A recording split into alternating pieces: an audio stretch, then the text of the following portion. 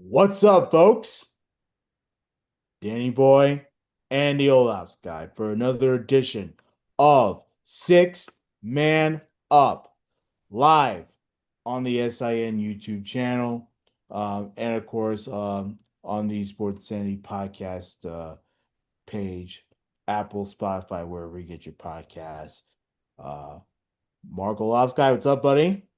Hey, long time no see, Danny boy. It feels like Exactly, I just were around you. exactly. Because that's technically how it was. If you did not see our baseball end of the year podcast, please go check it out on the Sports Insanity podcast page. So here we are, a week later from when Dan and I first left you, and we were at 2-2. Now, after another week, here we are at 4-3 with a unfortunate loss against the Bulls the first night, and then a comeback triumphant the second night, and then a trouncing of the Wizards just the other night. So we're right now 4-3. Dan, how does that sit with you? I'm okay with it. Um, Look, that you have obviously Cat, Karl Anthony Towns trying to ease his way into the Mike Brown system, which we knew he would thrive in, no question. Um, we see Josh Hart. He got off to a very slow start. We now know it's because part of it is because of his hand. He has nerve issues in his hand. So obviously, when you have a nerve issue, and Mark can attest it, it's pretty hard, to have any type of feeling, especially when you're using your hands to shoot the ball and play defense. It's very hard to get a handle on anything when you can't feel anything in your hands. So, but I'm glad that Josh Hart uh, is not necessarily relying on his shooting ability, but his energy that he's bringing out. So I thought that was great. The last couple of games, that was actually pretty nice to see from Josh Hart, the energy that he brings out. And now that he's coming off the bench, he has less pressure too. Considering that the Knicks had to face the Bulls, who are probably, well, not probably, are the second best team in the NBA, with first being the Thunder, who are currently undefeated. The Knicks had to go up against the 5-0 Bulls, but then made them the 6-1 Bulls. So to me, getting that sting back and handing the Bulls their first loss of the season, that's what makes this 4-3 okay. It's Yeah. nothing to panic about. We're 7 games into the season, nothing to freak out about. Let's take a look at the first game against Chicago, where the Knicks won 125, 1. I'm sorry, the Knicks lost 125, 135. Leader of this game, yet again, was a little bit of a surprise when it came to everything. The way it was going, I actually thought it was going to be Cat who's going to lead the way, but Jalen Brunson had a great night with 29 points, not to mention the fact that he's already dishing it out at a best 6 assist game for him. And you had Karl Anthony Towns with 22, but big numbers from Mikal Bridges and from OG Anunoby, 26 and 23. For your starting lineup, that's impressive, Dan. Yeah, it's unfortunate the Bulls were just too much on Friday, because you know the Knicks did kind of show you something. They didn't show you everything. Their defense was atrocious, and uh, it was well noted after the game that their defense needed to be better. But yeah, when your starting five is giving you somewhat good numbers, that should be a game you win. Yeah. Bottom line. And yeah, absolutely. The Bulls, again, we have said how formidable they've been. And just to take a look at it, you had Nikola Vukic. I always do that. You had team high 26, but you had Josh Giddey with 32. How Yeah. about a nice searching from Josh Giddey, the guy who was casted out? Mhm. And then, oh yeah, I'm gonna blow this. Io Dosunmu had a nice high 22. Dan's getting his laughs in because God knows I'm horrible with pronunciations. It's all But good.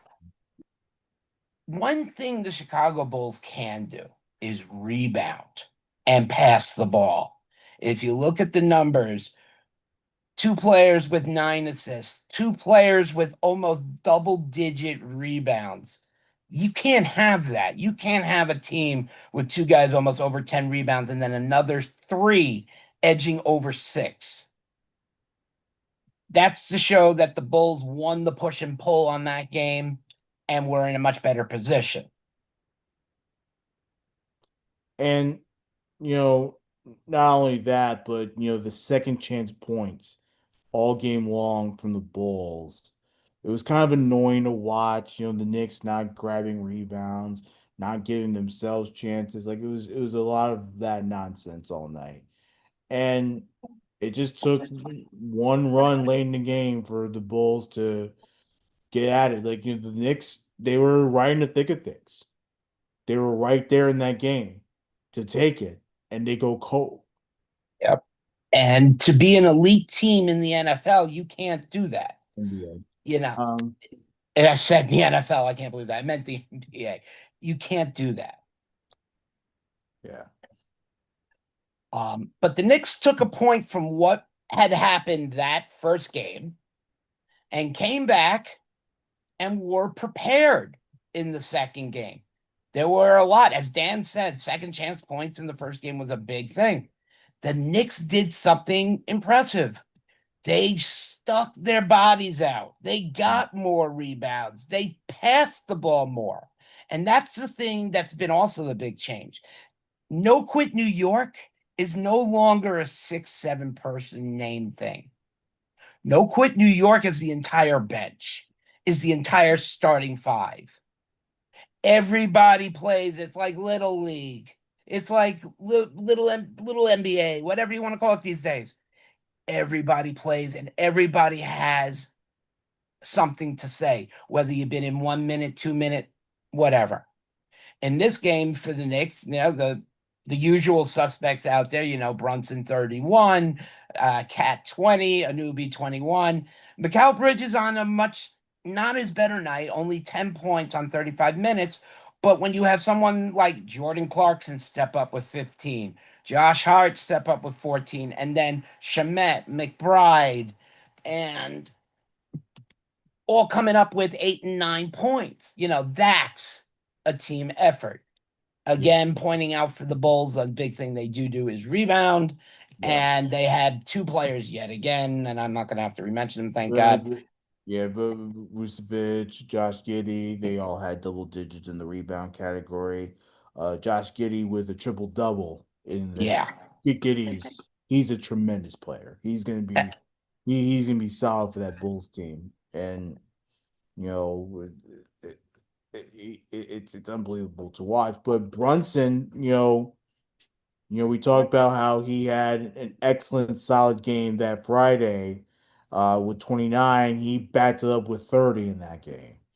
And, you know, 20 points out of Cat. And then, of course, the amount of 3-point shooting that was coming out of that Knicks Yep. squad really helped change that game. And it changed the narrative. And it was a good comeback uh, from that Friday loss. And they were able to, avenge that loss pretty well. I thought that the intensity was better. Not that the intensity wasn't bad on Friday. It's just that they had to be better on the boards. They had to be better at owning the possessions and not giving the Bulls extra chances to score. And they did it. The defense was pretty solid. I know the score doesn't show it, but nowadays in the NBA, the true defense doesn't really exist anymore. Yeah. So, And yeah, as a point out, as Dan said, the Knicks shooting great from the beyond the arc and the 3-point range, 50% from that game alone.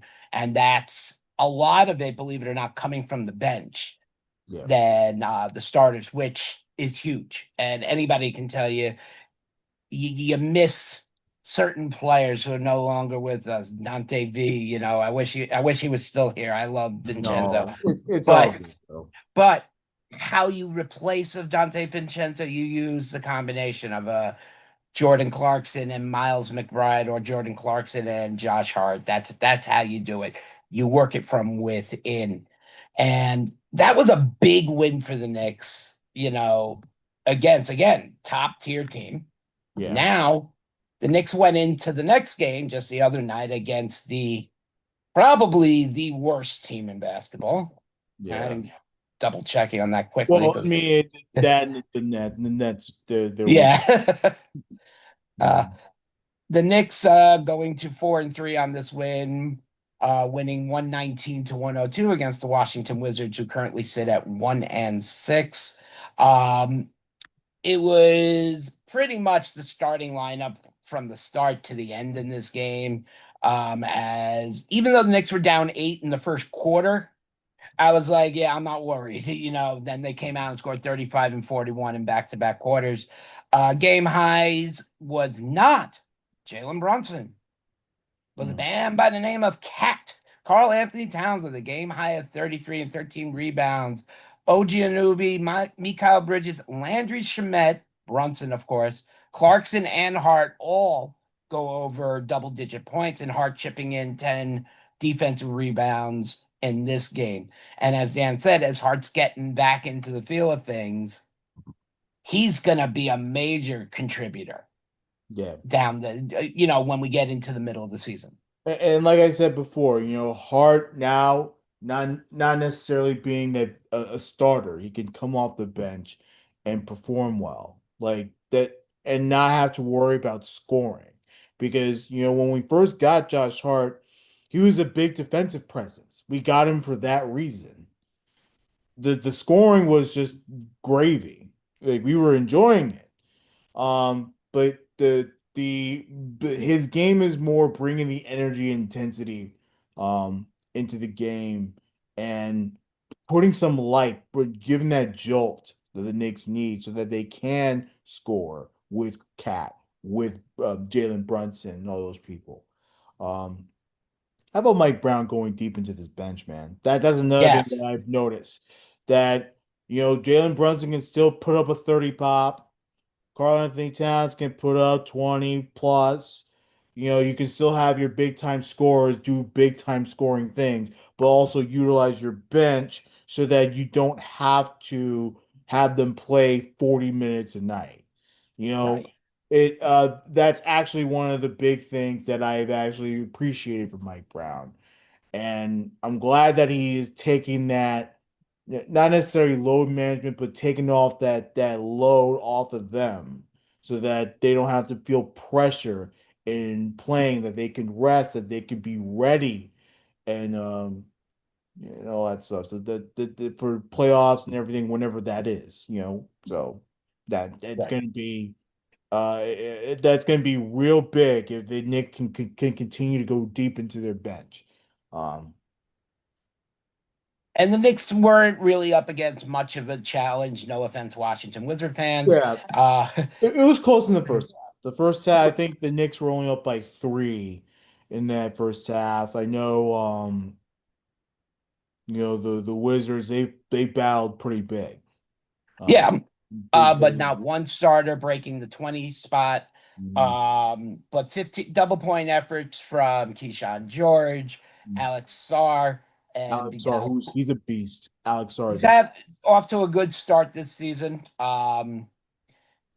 But yeah, another point to also look at is that the Washington Wizards also utilized their bench here, and pretty much everybody had a starting minute as well. That's kind of a thing we haven't seen a lot of, is teams using full benches. Mhm. I like to see it more from the Knicks, giving chances for Brunson to get an extra breath, Cat to get an extra breath. Mitch Robinson so far has been doing fine as coming in for Cat to be the man, just to be in there and keep his hands up. That's Yeah. all we need Mitch for. No more 3-pointers, Mitch. No more. Please. Yeah, it's Shaq all has a better chance. Please, no more good. 3-pointers. Uh, Mitch, he's gonna be a problem if he keeps missing time. Um, But what do we have up on the horizon for the Knicks? The Knicks will go out and face the Timberwolves tonight. Now, the Timberwolves off to a Same start as the New York Knicks. They're also 4-3. And we're going back to the Garden, just where we always like to be. Dan, a lot of players, a lot of analysts are picking the Knicks to win this game outright with a better than 62% matchup predictor going off today for the Knicks. What do you think? Well, the Timberwolves are always going to be a tough team. As long as they have Ant out there, Anthony Edwards out there, they're always going to be a very tough team.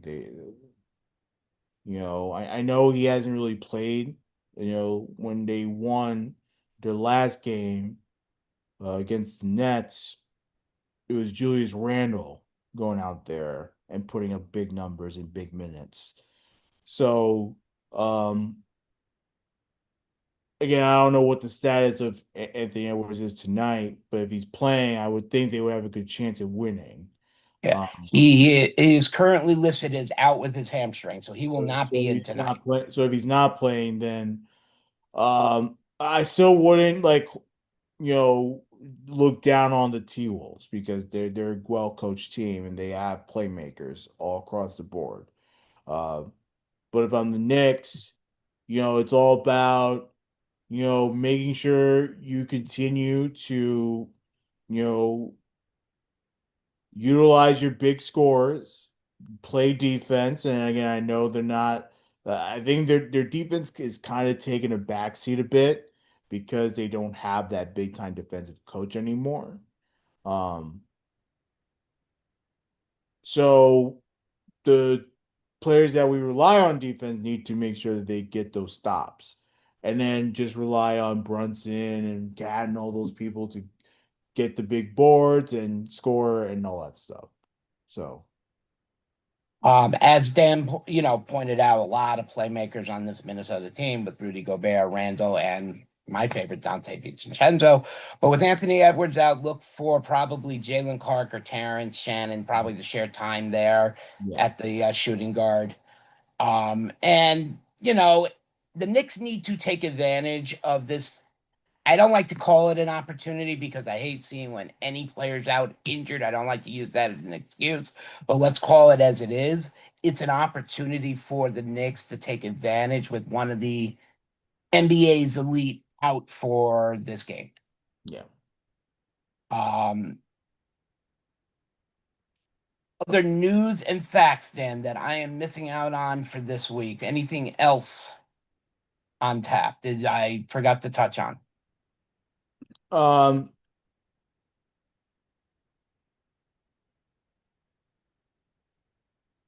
just a couple of notes here. Darius Garland of the Cleveland Cavaliers. He's gonna make his season debut Wednesday against the Sixers. Um, he had been sidelined because he had underwent surgery in June, repairing a big left toe injury. So he'll be back on Wednesday night and all that stuff. Uh, Curry's out on Wednesday for the Warriors. Jimmy Butler left as well with a back. Those are some injury news from the NBA. Um, and how about this? This is a big one. San Antonio Spurs, they're trying to get a new arena bill. Let's say Bill. Mark, how about this? Um, the local officials approved a plan to allow the $311 million in venue taxes to build a multi-purpose arena in somewhere downtown San Antonio. Wow. So Is it going to fit Victor Wembanyama? sure, I'd I hope so. mean he's a beast, and obviously this is catapulted by the fact that the Spurs are one of the best in the NBA so far. It's Are getting a lot of relevant. momentum. Yeah, I mean, the era of Tim Duncan and Robinson may have ended on sweet notes, but now it's time to usher in the new big man in San Antonio, and that's Victor. Yeah. And wow, I mean, just I never seen a big guy move so well. Let's put it so that way. they're 5-1 to start the season, second in the conference. Obviously, OKC, the reigning champs, have no losses. This is just ridiculous. Um, but yeah, man, I'm glad for the city of San Antonio. I'm glad that they're gonna get hopefully their new arena soon. So let's see what happens with that. We'll keep posted on that, all that stuff. That's all the other news I got.